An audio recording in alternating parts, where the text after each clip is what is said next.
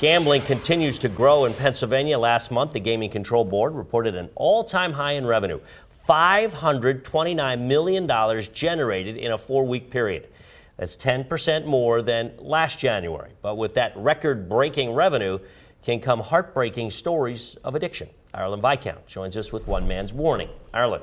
Dennis, experts say gambling is increasing because more people are struggling financially and are hoping to get some earnings. But also, gambling has become more accessible on the internet.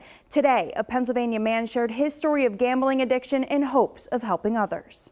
I'm an 11-year veteran of the United States Army. I am also a gambler in recovery. David Yeager grew up in Pennsylvania. He gambled in his 20s. And had fun. I walked in with a certain amount of money. I walked out with a certain amount of money. Yeager's gambling journey began after the events of 9/11. I was at the time on orders to go to the Republic of Korea, and then 9/11 occurred. Flew over there, so it's a lot of stress, a lot of unknown. While in Korea, he found a casino and a hotel on base. I sat down and I started to play some of these machines. The first thing I noticed is my shoulders kind of relaxed a little. I started to feel a little bit better. Yeager says he then made the biggest mistake for someone who could get a gambling addiction. I won. I didn't break the bank. I didn't get thrown out. But I won enough money in that moment that even standing here now, I can remember all of those feelings of stress, fear, anxiety, all of that in that moment washed away. Yeager says he didn't leave the casino that night as a compulsive gambler. Over the course of 3 months, that went from going on a Friday to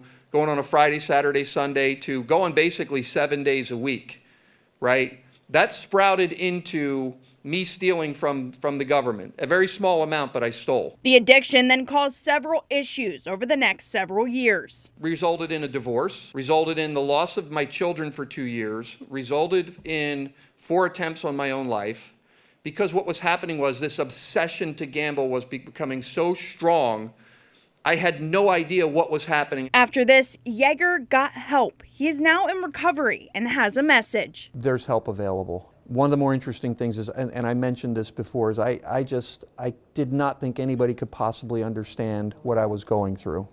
There are people who can understand. If you or someone you know is struggling, reach out to the number on your screen to get connected to resources available across the state. Alicia. So important. Ireland, thank you for that.